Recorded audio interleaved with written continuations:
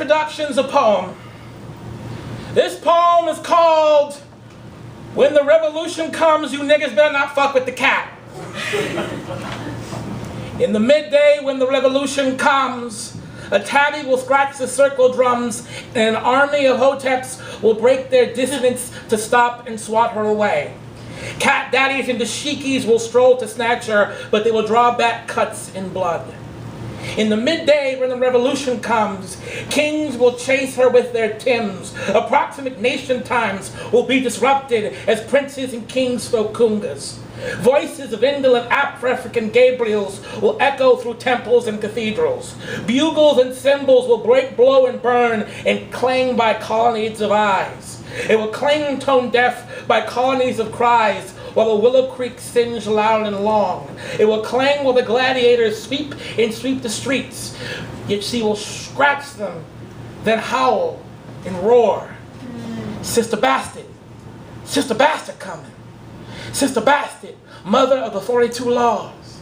The struggle has bindings, cages, and claws, and freedom has new sets of raps.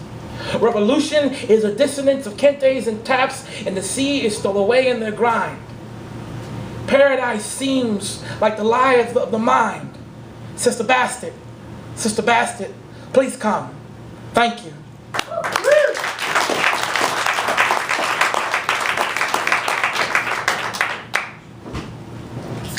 Some of my best poems come from grade B misdemeanors.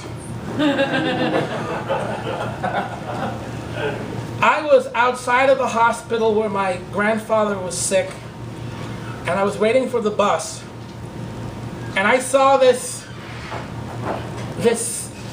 building, this abandoned building that used to be a quote-unquote spoken word hip-hop center where suburban kids would come and play their, and live out their gangster rapper fantasies. And I really hated it because they didn't it came from the first wave of gentrification, and it was like they didn't get the neighborhood. They just thought it was, they wanted to be hard because the building was in Hilltop. And then when I saw it was gone and the kids had graduated to their phase and they were now probably Republicans now, I lost my shit. So I went to the window, nobody was in there. I punched through the window, opened the door, and this poem is called Abandoned Hip-Hop Activist Youth Center, a response of sorts to Amiri Baraka's short speech to my white friends.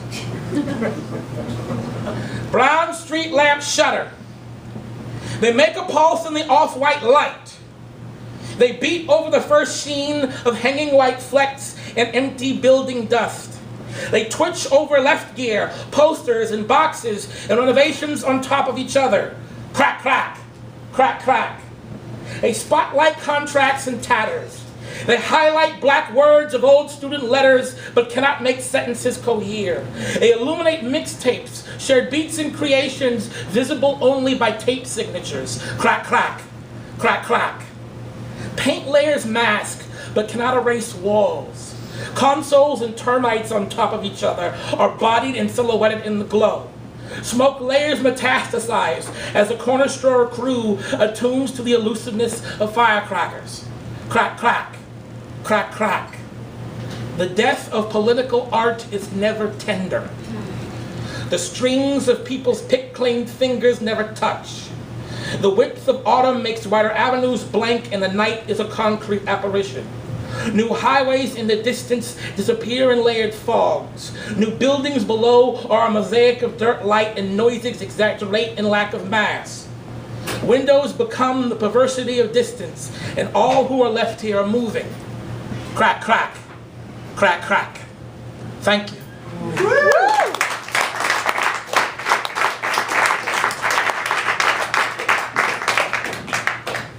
This poem is called Said the Self-Taught Fresh-Out Nigga to the Grandbaby He Made a Book Nook For. Your wisdom will have no clocks, love. Your strength of street knowledge will have no colors or tracks. And the Ankh won't put a price on you in the protectorate of steel. Plates to the temple I will build to the east, my church to your future beyond my past. Here is a structure rebuilt from a blood dream. My life is a structure rebuilt from my blood dream. Here, what has been undone in beams I cannot redo but make an altar for. In irons cast in a world marble floor, I'll erect what I tore with my Timbs. Dear, I build, but don't worship me.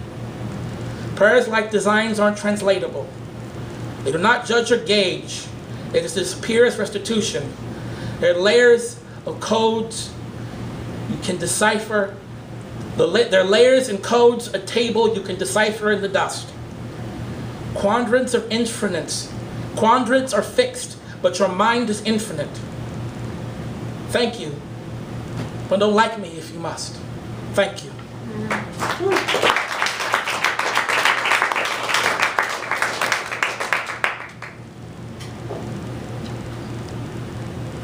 This poem is called LL, a mile from that Long Beach restaurant after one of my breakdowns. The wave tries to pull us over the neon of her tattoo. The wave tries to pull us, but she laughs at it. The restaurant comes together, then melts, then congeals again, then disintegrates into the salts that dance with her.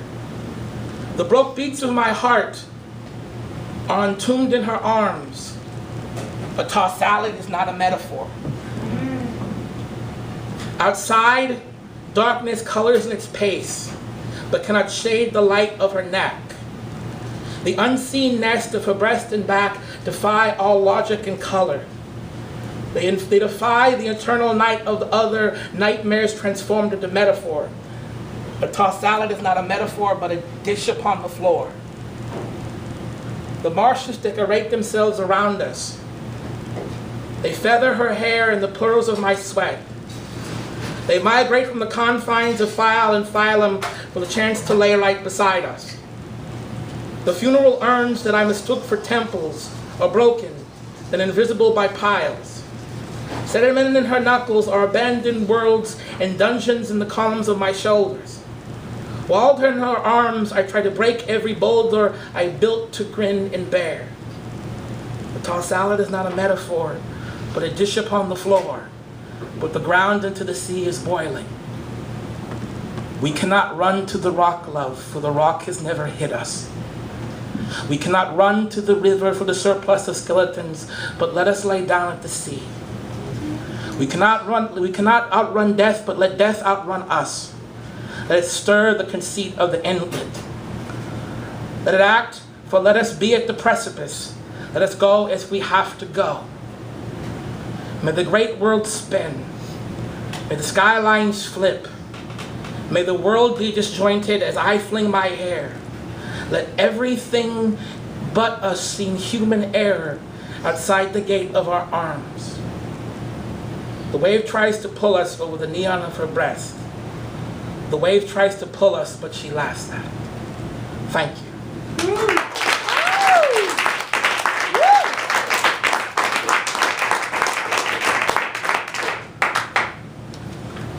This poem is called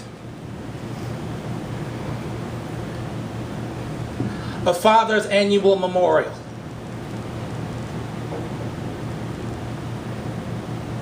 At night, the chalk line is a body-grain specter. The vestibule between space and after space and the altar floor over invisible garlands. By smoke over ash, over dust on the ground, white recolors everything around it. It signifies the darkness of the park. It re-remembers shape and use fluid movement past the oblong powder street light. Salts parallel now, blinding black.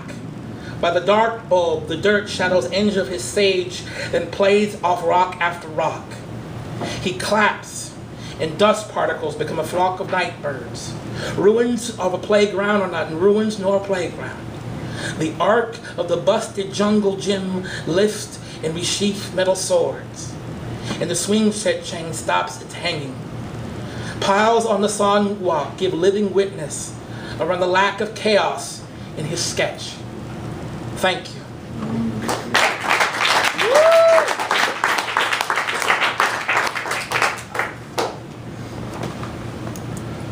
So I was on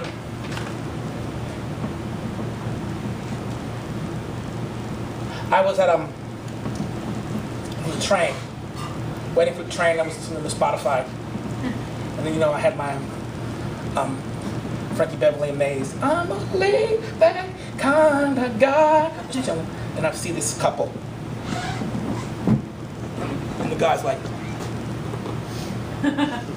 elated, like, and I'm like, and she gets sadder and sadder, and tries to hug her, and I'm kind of like, right next to me having this argument, and so I take my headphones off, and I'm listening to it, and I'm like, what?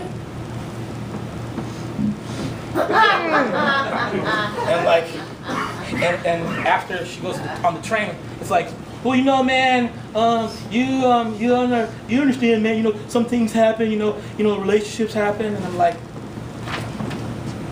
yeah, man, whatever, Joe.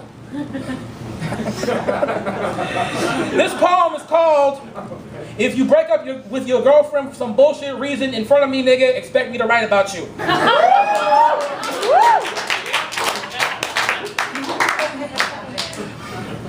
The horn to the partisan is an equalizer. It makes naked all pretense, bombast, and nerves. He kisses her, then again, as she swerves to a train that gets closer and closer. She hugs him, and doors open, and he loses her and blends with parents, families, and couples. Old partners embrace their significant others. Moms and dads form their kids in a line that fixes and reforms, a mosaic of time as he gazes from his stations and her windows. They taunt him. Reform is old apparitions. They snatch them from past to enforce presents. They screw up his scenes and his transparent acts to the subtext of his fuck-ups in the distances. They reshape to versions of he and her rewritten. Their apartment, study spot, shared graduation. He and her together in the back of the train that dissolves at the end of his revolution. The horn to the partisan is a curtain signal. Nation times ring but cannot hold or tell him they love him or get off the tracks. Thank you.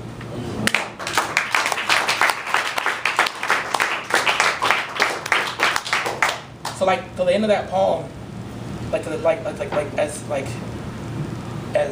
was leaving, as the train was leaving, and he was going to he kind of realized what he had done, and he kind of began to shake. And my first response was the little response, "She gone, fam!"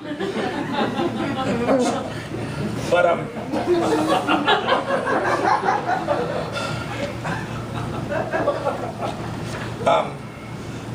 I am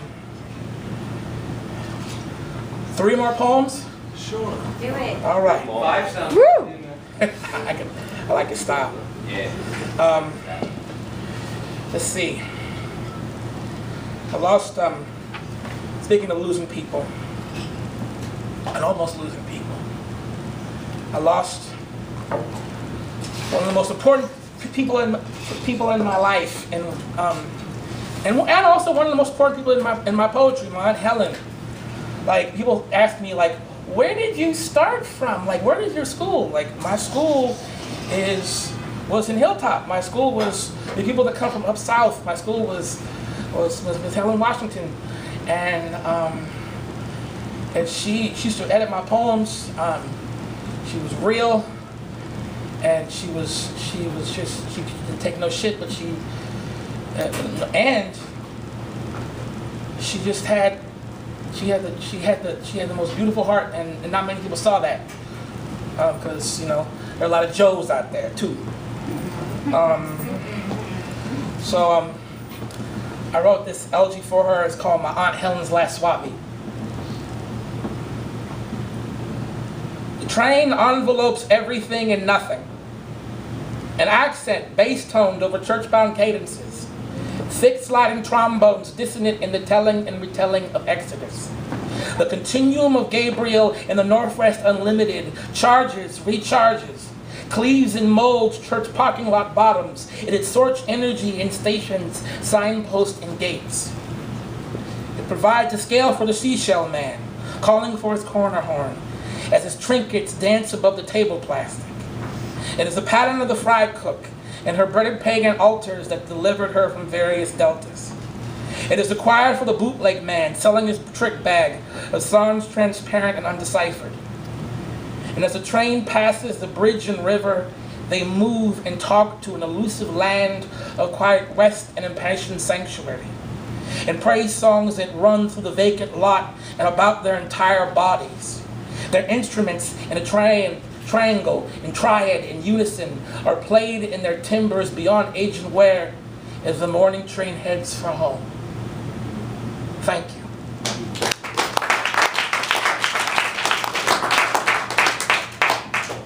Before I get into like some deep blues, I decided, in order, just for the spirit of the reading, the top 3 things I have said stoned on Facebook.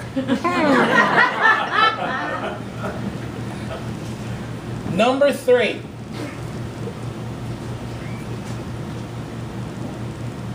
Was a conversation I had with an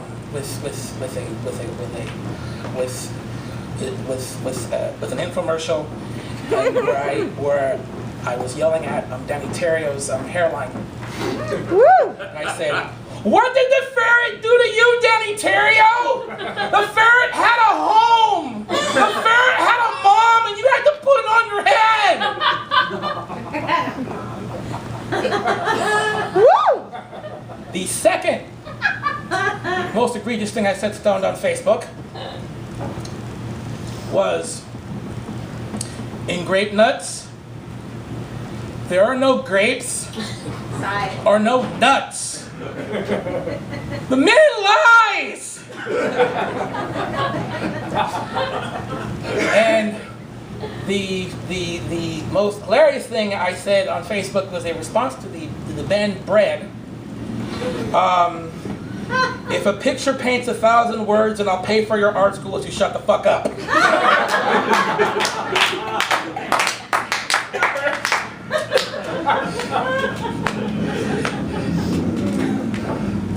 Now, I'm going to read a poem that I've only read one time, and that was last month.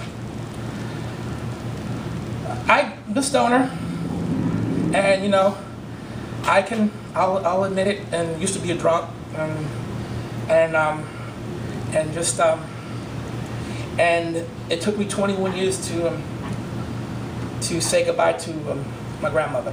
I wrote Blues for Big Mama, and that was about the morning of her passing. This poem was about what happened to her by my father, and it's and I still struggle with it, but I don't struggle with it much. And it just took I just worked so hard to get my mind right, get healthy. And this poem is after Ezra Pound's A Visit to St. Elizabeth's. This poem is called Funeral Blues for Big Mama. This is a house that will never get clean. This is a boy in a house that will never get clean. This is a bucket and a boy who scrubs in a house that will never get clean. This is a father as he waves and smiles. He waves and smiles over the basement and bucket in a house that will never get clean. This is Big Daddy as he holds her covers. He holds her picture as the father waves and smiles over the bucket and boy in a house that will never get clean. These are the voices that hold the boy's uncle. They hold him as he claps like irradiated hands. They hold Big Daddy as he grabs to her covers. They hold past the father as he waves and moves over the homeboy who scrubs in a house that will never get clean. That was her leap that defied all logic, that defied the silence in the voices of the uncle, that defied all prayers in the radiated hands for Big Daddy as he grabs her covers, that defied all reason of waves and moves over the hard metal bucket of the homeboy who scrubs in a house that will never get clean. That was the fracture that veiled her face, the veil of the leap that defied all logic, the fissure that radiated all the moving hands that grabbed and wept over covers, that shook among all that waved and moved, that rang and rang over the red metal bucket over the homeboy who scrubs in a house that will never get clean. These are the floors untouched by reality, the veil of the fracture over her face, the ground of the leap that defied all logic, the threshing bottom for radiated two-fissured hands, and the soil for tears over covers, the base for all of the waving and moving, the depths of the red metal bucket of the homeboy who scrubs in a house that will never get clean.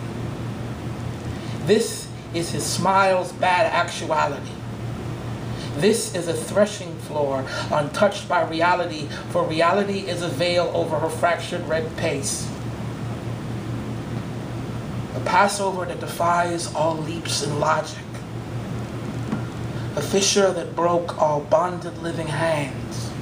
And a plague of enduring covers. The father moves and smiles over a small metal bucket. And the homeboy sees visions as he scrubs, scrubs, scrubs, scrubs, in a house that will never get clean. One more poem.